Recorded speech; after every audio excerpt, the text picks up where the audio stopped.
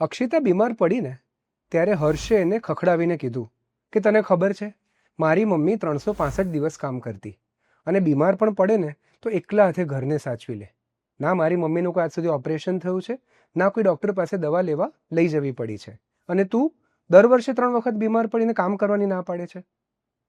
અક્ષિતાને તાવ હતો એટલે એણે હર્ષને કામ કરવાની ના પાડી હતી.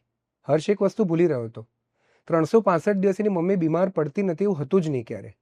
એની મમ્મી બીમાર પડતી તો પણ એ પોતાનું કામ એટલા માટે કરતી હતી કારણ કે ઘરનું વાતાવરણ એટલું બધું નેગેટિવ કે ટોક્સિક હતું કે જો એ કામ કરવાની બદલે આરામ કરી અને પોતાની બીમારીને મટાડવાનો ટ્રાય કરે તો એના ફાધરના નાર્સિસિઝમને કારણે જે એને ઈજા થવાની હતી એ સહન કરવા કરતાં તાવમાં કામ કરવું એને બેટર લાગતું હતું.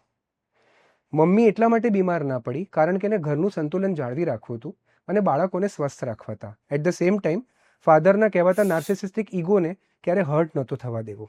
એ આ કામ કરવા માટે ખુશ નહોતા, એ વિવશ હતા. આ બધું જ જાણવા છતાં અક્ષિતા બીમાર પડે ત્યારે હર્ષ હંમેશા પોતાની મમ્મીનું એક્ઝામ્પલ આપીને ઊભો રહી જાય છે, એ સમજ્યા વગર કે એ પણ એ જ માઇક્રો નાર્સિસિઝમ તરફ જઈ રહ્યો છે જે એના ફાધરે એના મધર ઉપર આખી જિંદગી કરેલી હતી.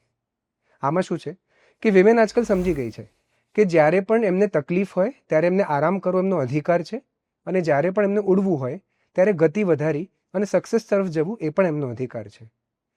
સમાજને જો ખરેખર આપણે ન્યુટ્રલ કરવો હશે તો કોઈ પણ જાતના એવા એક્ઝામ્પલ્સ જેમાં તમારા પેરેન્ટ્સ, તમારા મધર કે તમારા ઘરના વિમેન સહન કરી અને ઘરને આગળ વધારતા હતા એ મૂકી અને તમારા પાર્ટનરને એમ્પેથી અને ઇમોશન્સથી હેન્ડલ કરતાં શીખવું પડશે.